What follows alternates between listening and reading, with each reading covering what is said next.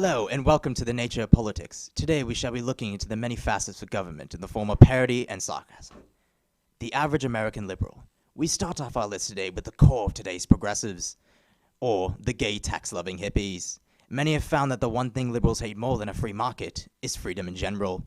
The average American liberal is part of the Democratic Party. They have been extremely fractured but have seen a resurgence in popularity due to the migration of, immigrants, and the generation of feminists and race equalizers.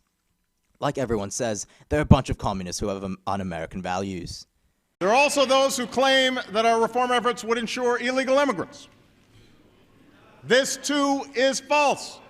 Ah yes, a liberal at his finest. Between making equality for all and taking from the rich and giving to the poor, you bet he's a communist, and probably born in Kenya. Oh yeah, and he lies. Those who are here illegal. It's not true. The average American conservative. The polar opposite of America's political spectrum. They love guns, giving to the rich, free enterprise, giving to the rich, tax cuts to the rich, and most importantly, giving to the rich. The most prominent political party associated with conservatives in America's two-party system is the Republican Party. Fox News seems to be their only form of media these days, as more old farts are retiring and deciding to watch crappy, biased news. Now, two things they love more than their wives is their federal right to bear arms and their family right of keeping their wives in the kitchen. Born of ignorance, we can only get so close to some of the most radical right-wingers because they hate anyone who doesn't agree with their free market tactics of giving to the rich.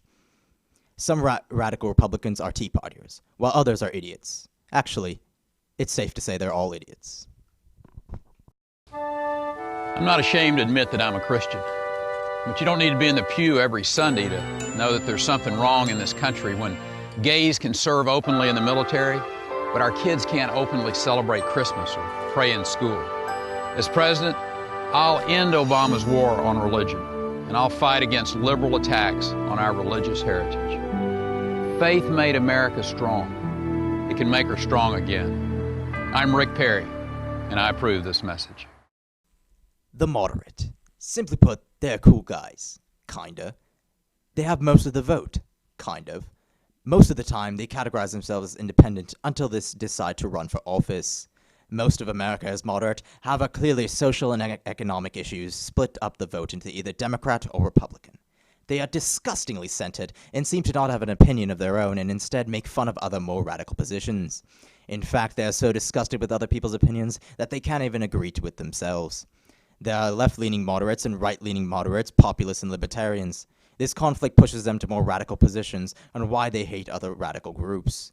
This is comparable to the hipster paradox. If one is a hipster, i.e. one who doesn't associate with a group, but then calls himself a hipster and tells you why you are not a hipster, he is not a hipster since he has associated himself as a hipster. See the similarity? We wouldn't be surprised if you didn't, since you really can make fun of moderates. We're all moderates, unless you're in Congress. In which case, you have to pick a side and wait for the government shutdown.